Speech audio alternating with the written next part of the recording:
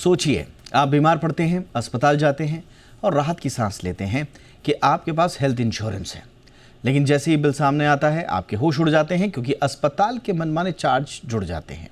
अब यही कहानी आपकी नहीं है, लाखों लोगों की है। अस्पताल आरोप ये लगाते हैं कि इंश्योरेंस कंपनीज कुछ खेल कर रही हैं, लेकिन अब ये खेल खत्म होने वाला है। सरकार अस्पतालों और इंश्योरेंस कंपनियों की मनमानी पर लगाम कसने जा रही है और इसके लिए सरकार जल्द ही हेल्थ एक्सचेंज भी बनाने जा रही है, जहां पॉलिसी होल्डर्स, इंश्योरेंस कंपनी, अस्पताल सब एक प्लेटफॉर्म पर होंगे। मतलब पारदर्शिता होगी और जवाबदेही भी तय होगी ताकि आम जनता को राहत मिल सके। इसीलिए आज हम इस विषय पर चर्चा कर रहे हैं कि कितना बड़ा ये एक आम आदमी का पेन पॉइंट है और इससे क्या कुछ उम्मीद की जाए। मेरा नाम है दीपक डोभाल, आप देख रहे हैं आपकी खबर आपका फायदा। पहले रिपोर्ट देखिए, मैं लौटता हूं मेहमानों के साथ।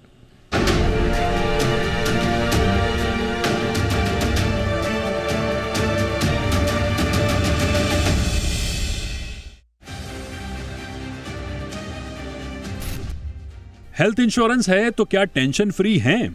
अगर आप भी यही सोचते हैं तो जरा ठहरिए, क्योंकि लोगों की शिकायतें ये हैं कि ज्यादातर अस्पताल इंश्योरेंस पॉलिसी देखकर इलाज का खर्च बढ़ा रहे हैं।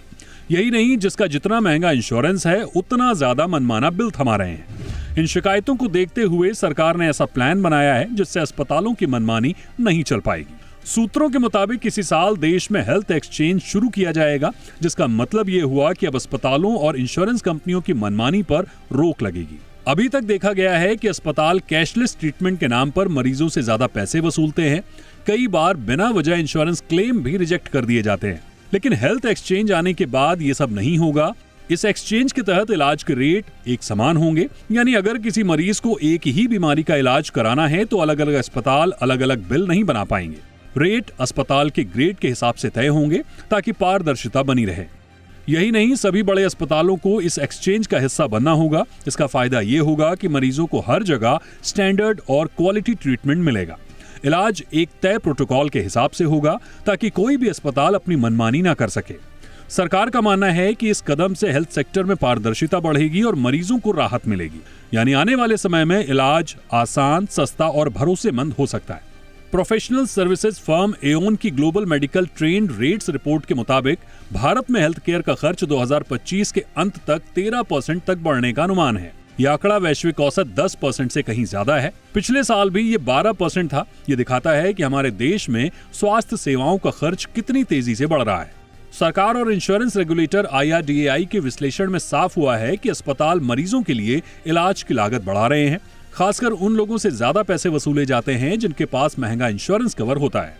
आंकड़ों पर नजर डालें तो हेल्थ इंश्योरेंस प्रीमियम आय में वार्षिक बढ़ोतरी 2024-25 में घटकर 9% रह गई है, जबकि एक साल पहले ये 20% से ज्यादा थी। ये कमी इसलिए आई क्योंकि प्रीमियम कई लोगों के लिए महंगा हो गया है, जिससे पॉलिसी रिन्यूअल भी कम हो रहे हैं। सरकार के इस कदम का सीधा मकसद है अस्पतालों की ओर से इलाज के खर्च को बढ़ा चढ़ाकर बताने पर रोक लगाना, क्योंकि जब अस्पताल खर्च ज्यादा दिखाते हैं तो इंश्योरेंस कंपनियों को भी प्रीमियम बढ़ाना पड़ता है और इसका बोझ आखिरकार पॉलिसी होल्डर पर पड़ता है। यही वजह है कि हेल्थ इंश्योरेंस लेना कई लोगों के लिए मुश्किल हो रहा है। उम्मीद जताई जा रही है कि सरकार का ये नया सिस्टम इंश्योरेंस पॉलिसी होल्डर के लिए बड़ी राहत लेकर आएगा। ब्यूरो रिपोर्ट, जी मीडिया। बहुत ही खास मेहमान इस वक्त हमारे साथ जुड़ चुके हैं। स्वागत करते हैं डॉक्टर संजीव के सिंह का। मेंबर हैं AHPI यानी कि association of health care providers of India, साथ ही साथ मेडिकल डायरेक्टर भी हैं AIMS, Amrita institute of medical sciences. Good evening sir, बहुत बहुत स्वागत है डॉक्टर संजीव आपका हमारे शो पे। हमारे साथ है doctor Manoj Kumar, principal director cardiology, Max hospital और देश के जाने माने स्वास्थ्य विशेषज्ञ हैं। Doctor Manoj Kumar, good evening sir, बहुत बहुत स्वागत है आपका। हमारे साथ हैं महावीर चोपड़ा, फाउंडर हैं बेशक इंश्योरेंस के। बहुत बहुत स्वागत है चोपड़ा सर आपका भी हमारे शो पे। चोपड़ा सर, इनफैक्ट मैं सबसे पहले चर्चा की शुरुआत आपसे कर रहा हूं, और ये जो हेल्थ एक्सचेंज कहा जा रहा है कि गवर्नमेंट लेकर के आ रही है, कितना हम इससे आश्वस्त हों कि इससे जो अस्पतालों की तरफ से मनमानी है और साथ ही साथ इंश्योरेंस कंपनीज की तरफ से भी मनमानी है, उस पर लगाम लगेगी। नीड ऑफ द आवर क्या है सर? टोटली। तो हम जब भी कोई भी अस्पताल में जब भर्ती होता है और उसके पास इंश्योरेंस होता है तो उसका एक ही डिमांड होती है कि उसने जो इंश्योरेंस ली है उसके हिसाब से उसको सही ट्रीटमेंट मिले और उसको उसकी जेब से कोई पैसे ना कटे। ये चीज़ हो नहीं पाती है बिकॉज इंश्योरेंस कंपनी और हॉस्पिटल के बीच में हमेशा खींचातानी रहती है। इंश्योरेंस कंपनी हमेशा कहती है कि हॉस्पिटल ज़्यादा चार्ज करती है या ओवर ट्रीटमेंट करती है, या कभी कभी ट्रीटमेंट नहीं चाहिए तभी भी ट्रीटमेंट करवा देती है। और हॉस्पिटल ये कहती है कि इंश्योरेंस कंपनीज मेडिकल साइड पे बेसिकली इंटरफेयर कर रही है, या बेसिकली ये पॉइंट आता है कि जहाँ पे कि पेमेंट टाइम पे नहीं जाती है, या बहुत सारे मनमानी इंश्योरेंस कंपनी करती है। इसमें पिसता सिर्फ कस्टमर है। आज की तारीख में हॉस्पिटल जितना चार्ज करना चाहता है वो हॉस्पिटल चार्ज करता है, और इंश्योरेंस कंपनी जितना पे करना चाहती है वो पे करती है, या तो हॉस्पिटल को कैशलेस के थ्रू या रीइंबर्समेंट के थ्रू कस्टमर को। फाइनल पैसा जो होता है उसके ऊपर का वो कस्टमर अपनी जेब से पे करता है। ये जो ट्रांसपेरेंसी है, ये जो हेल्थ एक्सचेंज से जो ट्रांसपेरेंसी आएगी, इसमें अगर स्टैंडर्डाइजेशन होती है रेट्स की, प्रोटोकॉल्स की, प्रोसीजर्स की, ये चीज कस्टमर के लिए और आम जनता के लिए बहुत अच्छी न्यूज़ है। अगर ये इम्प्लीमेंट हुआ सही तरीके से तो कस्टमर को काफ़ी राहत मिलेगी दो तरीके से। एक है कि कस्टमर को जब खुद से वो हॉस्पिटल जाएगा तब उसको पता चलेगा कि कितना खर्चा आने वाला है, कभी भी कोई भी टाइप का उसको कंफ्यूजन नहीं होगा कि इंश्योरेंस है या नहीं है, उसको सही प्राइस चार्ज होगी। दूसरा है कि इसके कारण लॉन्ग टर्म में इंश्योरेंस के प्रीमियम्स भी कंट्रोल में रहेंगे, क्योंकि फाइनली जो क्लेम्स आते हैं उसके हिसाब से ही इंश्योरेंस कंपनी प्रीमियम चार्ज करती है। तो इसका डबल इम्पैक्ट है कस्टमर के लिए दोनों साइड से। अगर वो खुद से भी पे करता है तो उसमें पैसे बचेंगे और इंश्योरेंस प्रीमियम्स भी काफी कंट्रोल में आएंगे। एब्सोल्युटली, यानी कि क्लेम प्रोसेसिंग ट्रांसपेरेंट हो जाएगी, जिसकी मांग बहुत पहले से की जा रही है। और क्लेम सेटलमेंट्स अगर तेज़ होंगे तो स्वाभाविक रूप से पेशेंट को तुरंत राहत भी मिलेगी। बट इसमें क्या कोई अस्पतालों का भी पक्ष है?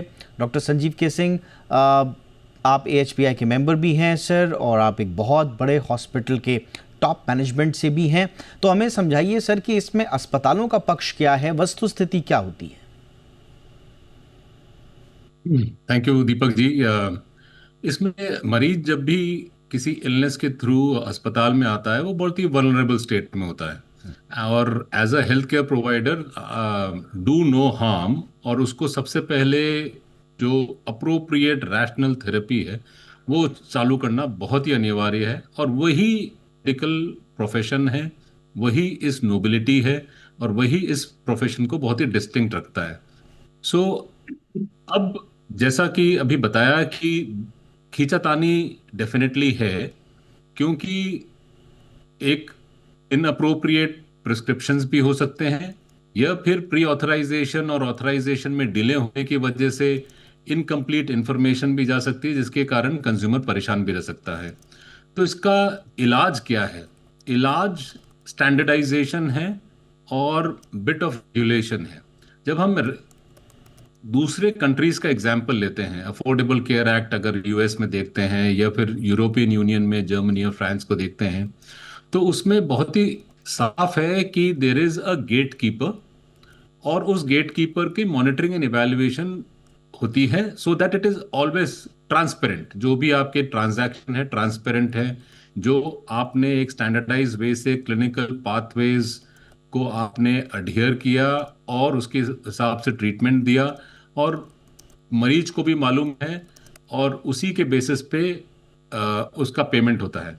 जब ये ट्रांसपेरेंसी नहीं एग्जिस्ट करती, तब ओवर बिलिंग या अंडर एस्टिमेशन या अनक्लियर इंस्ट्रक्शंस की वजह से एक दबाव पैदा होता है और स्ट्रेस होता है कि हमें क्लियर इंस्ट्रक्शंस नहीं मिले।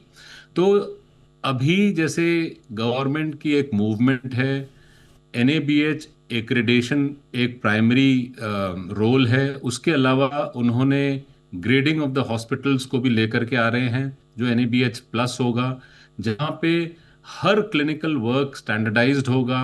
डायबिटीज़ का, हाइपरटेंशन का, स्ट्रोक का, सेप्सिस का treatment, nephrologist, neurologist, cardiologist, internist, हर अस्पताल में Tier 1, Tier 2, Tier 3 मोर और लेस ये स्टैंडर्डाइज होगा, ताकि हमारा आउटकम ठीक रहे, उसके हिसाब से बिलिंग ठीक रहे, उसके हिसाब से जो कंज्यूमर का है सेटिस्फैक्शन रेट है और उसका जो डिलाइट फैक्टर है वो मेंटेन रहे। एब्सोल्युटली। तो ये इसमें इस तरह से एक आम इंसान को सहूलियत मिल सकती है। डॉक्टर मनोज कुमार, यहाँ पर एक न्यूट्रल पॉइंट ऑफ व्यू के लिए आप हमें थोड़ा सा समझाइए सर, क्योंकि देखिए दोनों तरफ हम देखते हैं कि इश्यूज़ हैं।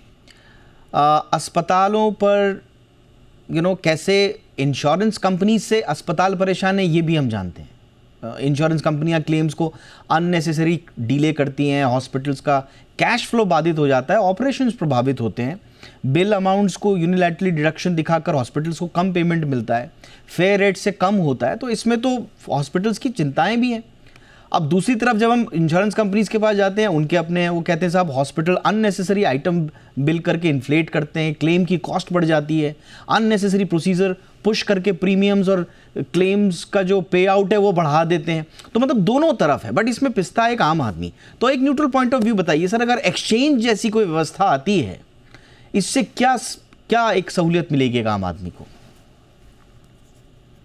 दीपक जी, आपने बहुत ही एक इम्पॉर्टेंट मुद्दा आज उठाया है और जिसको हम लोग रोज़ फेस कर रहे हैं।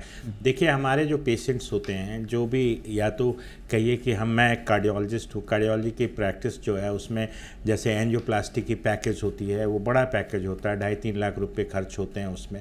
और कई बार हमने देखा है कि इनिशियल जो आप भेजने के बाद बहुत लेट रिस्पॉन्स होता है इंश्योरेंस कंपनी का और डिनायल आता है। देखिए, हमारे देश में करीब 70% लोगों के पास किसी न किसी फॉर्म में इंश्योरेंस है, चाहे प्राइवेट कंपनी से हो चाहे गवर्नमेंट का हो। 30% लोग, करीब 40 करोड़ लोग अपने पॉकेट से पैसे देते हैं। तो हमने कई बार देखा है झगड़े को उठते हुए, कई बार देखा है, कई बार पेशेंट काफ़ी परेशान होते हैं। इसमें एक चीज़ जो मैं देखता हूँ कि जो इंश्योरेंस कंपनियाँ अपनी TPA रखती है, जिसको आप थर्ड पार्टी ऑडिटर बोलते हैं, उनका इंटेंशन ऐसा होता है कि किसी तरीके से क्लेम को रिजेक्ट किया जाए, कोई ना कोई प्रायर हिस्ट्री उठा के या कुछ करके। देखिए, इसमें मिस इन्फॉर्मेशन, मैं ये नहीं कहूँगा कि हर पेशेंट्स जो अपना इन्फॉर्मेशन देता है इंश्योरेंस कंपनी को 100% पेशेंट्स के सही जाते हों, लेकिन अधिकांशतः मैंने देखा है कि एक इनिशियल उनका एटीट्यूड होता है कि क्लेम को किस तरीके से देर किया जाए। और कई बार हमने देखा है कि आप मॉर्निंग में डिस्चार्ज पेशेंट्स के लिए आप कंप्लीट बिल बनवा के भेजिए, डिस्चार्ज फॉर्मेलिटीज़ पूरा कर लीजिए, इंश्योरेंस क्लेम को आते आते रात के 10, 11, 12 बज जाते हैं। उससे भी मरीजों को बहुत परेशानी होती है, पूरे दिन वो इसी चीज़ पे लगे रहते हैं कि किसी तरीके से क्लेम आए। हमारे देश में जैसे जैसे एजिंग पॉपुलेशन बढ़ रहा है, आप देख रहे हैं कि लाइफ एक्सपेक्टेंसी बढ़ी है, तो हमारे हेल्थ केयर को तो करना पड़ेगा और एक्सपेंड करना पड़ेगा। और आज के डेट में आप देखें 1.3 बेड्स हैं करीब 100 पेशेंट्स पे, जो कि कम से कम मुझे लगता है कि क्राइटेरिया के हिसाब से 3 बेड होना चाहिए पर 1000 पॉपुलेशन। तो जिस तरीके से हेल्थ केयर को एक्सपेंड होना है, उसमें इंश्योरेंस का बहुत इंपॉर्टेंट रोल है। और इंश्योरेंस में आर्बिट्रीनेस है, ट्रांसपेरेंसी की कमी है। और मैं ये कहूँगा कि अब जो नेशनल हेल्थ क्लेम एक्सचेंज आया, जिसमें सारे स्टेक होल्डर्स एक जगह पे रहेंगे और उनकी इन्फॉर्मेशन जब साझा होगी, तो मुझे निश्चित तौर पे लगता है कि ये वाला जो परेशानी है ये कम होगा। ये सरकार का जो आयुष्मान भारत डिजिटल मिशन के अंतर्गत ये उठाया हुआ कदम, मुझे लगता है मरीजों के लिए बहुत फ़ायदेमंद होगा, डॉक्टरों को भी अच्छा होगा। क्योंकि देखिए, अभी तक कंसेप्ट यही है कि जो पैसे लग रहे हैं, डॉक्टर साहब हर छोटी चीज़ों के लिए वो डॉक्टर के पास आते हैं। TPA डेस्क की जगह जाने की बजाय पे आपसे सवाल करते हैं कि डॉक्टर साहब इतने पैसे लग गए, हमारा क्लेम रिजेक्ट हो रहा है, तो आप भी परेशान होते हो। तो मुझे लगता है कि निश्चित तौर पे ये बहुत इम्पॉर्टेंट स्टेप होगा इंडियन हेल्थ केयर इंडस्ट्री के लिए कि ये ट्रांसपेरेंसी आएगी। बिल्कुल, देखिए बिल्कुल जैसे डॉक्टर साहब ने बहुत लेयर दर लेयर समझाया, बहुत सारी इसमें ऐसी चीज़ें हैं जो पेशेंट को दरअसल उसके नॉलेज में तो दूर दूर तक नहीं है। अब पॉलिसी चेंज हो गया, उसकी वजह से हॉस्पिटल सफ़र कर रहे हैं, उसकी वजह से पेशेंट सफ़र करेगा। लो रिम्बर्समेंट रेट है, उसकी वजह से हॉस्पिटल सफ़र कर रहे हैं। डिस्चार्ज होल्ड हो गया, इंश्योरेंस कंपनीज़ का भी ओवर बिलिंग हो गया, अनावश्यक ट्रीटमेंट हो गया, रेट हाइक्स हो गए। अल्टीमेटली नुकसान एक आम आदमी को होता है और वो कंफ्यूज होता है। कई बार हमने देखा है कि हॉस्पिटल्स भी नहीं बताते हैं समय पर कि हमारा किस इंश्योरेंस कंपनी के साथ टाई अप था, अब ख़त्म हो गया, नहीं हुआ। इस वजह से भी हमने देखा कि अभी कुछ रिसेंटली कुछ विवाद भी पैदा हुए हैं और इन्फॉर्मेशन नहीं मिली। छोटे से ब्रेक के बाद अब हमने समस्याओं पर बातचीत की, समाधान किस दिशा में हो। देखिए कभी, क्योंकि ये भी आइडिया के लेवल पर है ये एक्सचेंज, अब ये मुकम्मल रूप में कब आएगा, कैसे आएगा, ये आने वाला वक्त बताएगा। लेकिन इसका स्वरूप किस तरह का होना चाहिए ताकि तमाम स्टेक होल्डर्स की इसमें दिक्कतों को समाहित किया जाए, इस पर भी चर्चा करेंगे एक छोटे से ब्रेक के बाद।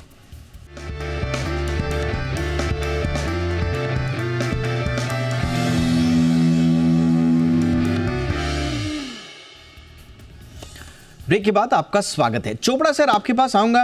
अभी कुछ वक्त पहले हमने एक आइडिया के बारे में भी सुना था, उसका तो सरकार बहुत तेज़ी से उस पर जिक्र भी कर रही है, काम भी कर रही है। NHCX, राष्ट्रीय स्वास्थ्य दावा विनिमय एक्सचेंज जो है, उस पर भी बात ये कही गई थी कि भाई स्वास्थ्य बीमा दावों की जो प्रक्रिया है उसको डिजिटल बनाया जाएगा, तेज़ बनाया जाएगा, ट्रांसपेरेंट बनाया जाएगा। वो भी हम देख रहे हैं। एक पैरेलली बहुत सारे आइडियाज़ पे लगातार काम हो रहा है। पेन पॉइंट्स हम जानते हैं, लेकिन जिस आइडिया पे गवर्नमेंट आगे बढ़ रही है या रेगुलेटर साथ आने की कोशिश कर रहे हैं चोपड़ा सर, क्या वो सही अप्रोच है, मुकम्मल अप्रोच है, या फिर बिल्कुल समस्या को पूरी तरह से समाहित करने में सक्षम है, या अभी कुछ चीज़ें बाकी हैं जिसको एड्रेस करना होगा सर? राइट, ये सही शुरुआत है। मुझे लगता है कि ये जो पहली बार पहल हो रही है इसके बारे में, यहाँ पे ट्रांसपेरेंसी के बारे में बातें हो रही है और इसके लिए सिस्टम लाए जा रहे हैं, ये बहुत ही अच्छी चीज है फॉर द कस्टमर, जैसे हमने ऑलरेडी बात की। इसके साथ साथ बहुत ही इंपॉर्टेंट होगा कि दो और चीज हो ट्रांसपेरेंसी के साथ साथ। एक है कि रेगुलेशन हो, इसके हिसाब से स्टैंडर्डाइजेशन जो ट्रांसपेरेंसी लाएगी उसकी अगेंस्ट कुछ होता है तो वहां पे एक स्पेसिफिक रेगुलेशन होना चाहिए for the hospital and for the insurance company, दोनों के लिए, कि वो लोग सही राह पे चले। ऐसा नहीं है कि डेटा अवेलेबल है, सब कुछ ट्रांसपेरेंटली अवेलेबल है, बट जब कुछ गलत हो रहा है तो उसके ऊपर कोई रेगुलेशन नहीं है। तो रेगुलेशन बहुत इंपॉर्टेंट होगा, जो सेकंड चीज बहुत इंपॉर्टेंट होगी। और थर्ड होगा एनफोर्समेंट, राइट। अगर ट्रांसपेरेंसी है, रेगुलेशन है, लेकिन अगर गलत काम हो रहा है तो उसके ऊपर कोई एनफोर्समेंट नहीं है, जैसे कोई फाइन, पेनल्टी या कोई टाइप की ब्लैकलिस्टिंग या कोई टाइप की basically reward for good behaviour या पेनल्टी फॉर बैड बिहेवियर नहीं है, तो ये सारी चीज जो है वो मुकम्मल नहीं होगी, जैसे आपने कहा था, राइट, एग्जीक्यूट नहीं होगी और कस्टमर के फायदे में नहीं रहेगी। तो कंप्लेन सिस्टम, ग्रीवेंस सिस्टम बहुत स्ट्रांग होना पड़ेगा इसके लिए, जो रेगुलेशन ही सॉल्व कर सकता है। और उसके बाद एनफोर्स करने के लिए रिवॉर्ड्स फॉर गुड बिहेवियर और पेनल्टी फॉर बैड बिहेवियर बहुत ज्यादा जरूरत होगा। अगर ये तीनों चीज होती है, जैसे स्टैंडर्डाइजेशन, ट्रांसपेरेंसी, रेगुलेशन और फिर एनफोर्समेंट, ये तीनों चीज जब होगी तब कस्टमर के लिए फायदा रियल मायने में उसके हाथ में आएगा। एब्सोल्युटली। तो यानी कि आइडिया बहुत अच्छा है, लेकिन एग्जीक्यूशन एक हो और दूसरा उस पर रीइंफोर्समेंट हो। ये बहुत इंपॉर्टेंट है कि आपको हर लेयर पे सुनिश्चित करना है कि इसका फ़ायदा अंततोगत्वा एक आम मरीज को जाए, बिना इंश्योरेंस कंपनी और हॉस्पिटल्स के हित प्रभावित करते हुए। ये बहुत ज़रूरी है। इस पूरी कहानी में कई बार हम हॉस्पिटल्स और इंश्योरेंस कंपनीज़ की पक्ष को भूल जाते हैं, उन्हें भी समाहित करना बहुत ज़रूरी है। तभी जाकर एक बढ़िया हेल्थ केयर इकोसिस्टम बनेगा देश में, जहाँ पर सबके लिए बात होगी। डॉक्टर संजीव सर, अपने अनुभव से हमें बताइए, आपको एक लंबा अनुभव है, आप बहुत बारीकी से मैनेजमेंट को भी देख रहे हैं, हॉस्पिटल्स को भी क्या क्या उनके इश्यूज़ होते हैं उनको भी देख रहे हैं। बार बार जिसका जिक्र अभी चोपड़ा सर ने भी किया कि इंटरऑपरेबिलिटी का कॉन्सेप्ट पे भी सरकार काम कर रही है, FHIR, fast health care interoperability resources. इससे कितना ज़रूरी होगा जो तमाम बीमा कंपनियों, अस्पतालों, जो लाभार्थी हैं, यहाँ तक कि TPA हैं और गवर्नमेंट जो एंटिटीज़ हैं, उनके बीच में डेटा साझा करने का एक इंटीग्रेटेड सिस्टम होगा। और मुझे लग रहा है कि एक्सचेंज का भी बुनियादी आइडिया यही है। तो ये कितना ज़रूरी होगा कि अगर डेटा एक्सचेंज हो पाए, इंटरऑपरेबिलिटी हो, तो उससे पारदर्शिता आ पाए, कितना किस तरह से होगा सर ये? नहीं, अभी महावीर चोपड़ा ने जिन्होंने बताया बिल्कुल अहम बात है और बिल्कुल ठीक बात है। इस चीज को अगर हमको पारदर्शिता चाहिए, अफोर्डेबिलिटी चाहिए, इंटरऑपरेबिलिटी जो आपका प्रश्न है वो चाहिए, उसके लिए सबसे ज्यादा जरूरी है लिटरेसी।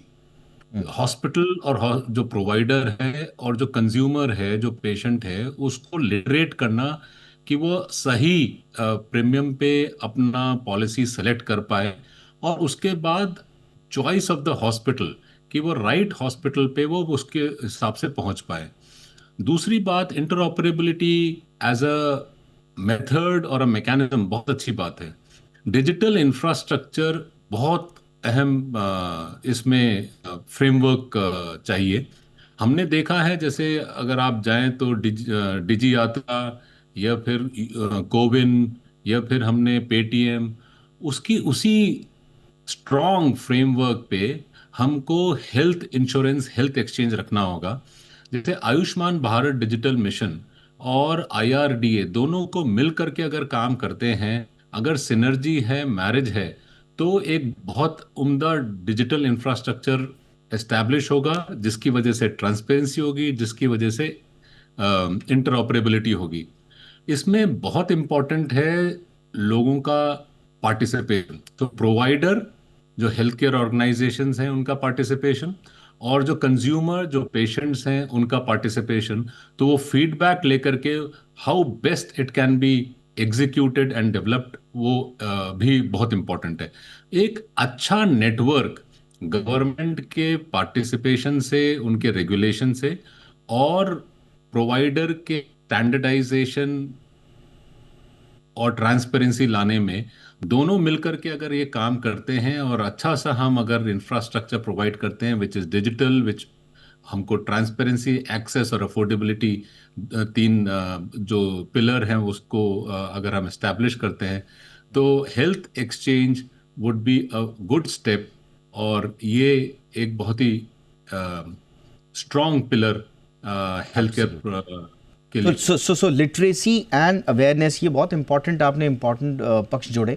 डॉक्टर मनोज सर, अब जैसा जो सर ने कहा मैं उसी के कंटिन्यूशन में कहूँगा। अब लिटरेसी और अवेयरनेस का एक इशू कहाँ पर आ जाता है, जब पॉलिसी फाइन प्रिंट्स में ही कंफ्यूजन होते हैं। अगर पॉलिसी टर्म्स में हिडन क्लॉजेज होंगे जो कि बाद में क्लेम डिनाई करने का बहाना मिल जाए, या फिर ऐसे विवाद उत्पन्न हो जाए जिसका समझ में नहीं आता है। TPA मिसकम्युनिकेशन एक बहुत बड़ा इशू है, थर्ड पार्टी एडमिनिस्ट्रेशन के साथ कोऑर्डिनेशन नहीं होता, उससे कंफ्यूजन क्रिएट हो जाता है। तो ऐसे में अगर एक आम आदमी चाहे भी कि वो लिटरेट हो टर्म्स एंड कंडीशंस को लेकर, अपनी पॉलिसी को लेकर, तो भी जब तक इस तरह के छोटी छोटी चीज़ें, फाइन प्रिंट्स रिलेटेड मिसकम्युनिकेशन रहेंगे, तो इसमें आपको लगता है सर कि सरकार को एक यूनानिमस किस्म का एक पॉलिसी डॉक्यूमेंट लाना चाहिए सबके लिए, ताकि वो सहूलियत भरा हो? जी दीपक जी, आपने बिल्कुल कहा कि जो क्लेम प्रोसेस है, हाँ। उसकी स्ट्रीमलाइनिंग और उसको स्टैंडर्डाइज करना बहुत ज़रूरी है, और ये कंट्रोल सरकार ही कर सकती है। देखिए, जैसे जिस तरह के हम लोग बातें कर रहे थे कि हॉस्पिटल की ग्रेडिंग हो जाएगी, NABH एक्रेडिटेड हॉस्पिटल है, किस ग्रेड का है, उस हिसाब से उसकी रेट फिक्स की जाएगी। उसी तरह से मुझे लगता है कि इंश्योरेंस कंपनियों पर भी नकेल रखना बहुत ज़रूरी है, क्योंकि आज के डेट में किसी मरीज़ को अगर एक डर होता है तो उसको ये डर होता है, एक बार वो इंश्योरेंस अगर जेन्युइन बंदा भी है, उसने अपनी सारी हिस्ट्री दे के और एक प्रॉपर उसने इंश्योरेंस लिया, बट वो 100% श्योर नहीं है कि जब वो एडमिट होगा तो उसको क्लेम मिल जाएगा। और ये वजह है कि बहुत लोगों का इसके वजह से बहुत लोग इंश्योरेंस नहीं लेते हैं, मेडिक्लेम नहीं लेते हैं। तो एक तो वो विश्वास बढ़ानी पड़ेगी। दूसरी चीज़ कि देखिए, अभी भी ग्रीवांस एड्रेसल है। ग्रीवांस अगर आप IRDAI की बात करें तो उसमें भी आप ग्रीवांस कर सकते हैं अगर आपका क्लेम रिजेक्ट होता है, बट वो बहुत स्लो सा प्रोसेस होता है। एक बार जब आप बिल हो जाता है, मान लिया किसी बंदे को 10 लाख रुपए बिल चुकाने हैं हॉस्पिटल में, उसके पास अगर उस समय सडनली उसको डिनायल आती है तो कहीं से लोन लेता है, कुछ बेचता है, तो मुझे ऐसा लगता है कि ये चीज़ें फास्ट होनी चाहिए, त्वरित निर्णय होना चाहिए। जो भी एजेंसी इसको कंट्रोल कर रही हैं या इसको रेगुलेटर हैं, उनको बड़ा फास्ट एक्ट करना होगा, क्योंकि इसमें एक तो देखिए लाइफ और डेथ का सवाल है, दूसरा कि आपका डिस्चार्ज और आपकी जो आगे की जो प्रोसेस है ट्रीटमेंट कंटिन्यूएशन की, वो भी इस पर डिपेंड करता है। तो मुझे ऐसा लगता है कि ग्रीवांस रिड्रेसल की जो एक सेगमेंट होनी चाहिए वो बहुत ही फास्ट होना चाहिए, और मुझे ऐसा लगता है कि NHCX में ज़रूर इसकी व्यवस्था की जाएगी। इससे हर पार्टी, हर स्टेक होल्डर को फ़ायदा होगा। एब्सोल्युटली। दुनिया भर के देशों में अगर आप देखेंगे तो यूनिवर्सल पब्लिक इंश्योरेंस से लेकर सोशल सिक्योरिटी सिस्टम से लेकर प्रोविजनल सिंगल पे Medicare system, Medicare public care, अभी बहुत सारे हैं। हमारे यहाँ भी Ayushman Bharat for poor plus private, push for लगातार यूनिवर्सल वाया PMJY आ रहा है, ADI के बहुत सारे रेगुलेशंस ऑन क्लेम आ रहे हैं, बट काफ़ी फ्रैगमेंटेड हैं। डिजिटल प्लेटफॉर्म्स में ट्रांसपेरेंसी भी उतनी है नहीं जितनी आनी चाहिए। मुझे लगता है कि इन सारे सवालों का जवाब भी एक्सचेंज अगर लेकर के आए तो सबके लिए बात बन पाए। बहुत बहुत धन्यवाद आप तीनों का इस मुद्दे पर तमाम पक्षों को रोशन करने के लिए। Thank you so much doctor Manoj Kumar sir, वक्त निकाला आपने। Mahavir Chopra sir, thank you so much sir. बहुत बहुत धन्यवाद डॉक्टर संजीव के सिंह, आपका वक्त निकालने के लिए। शो में इतना ही, अपना ख्याल रखिए, नमस्कार।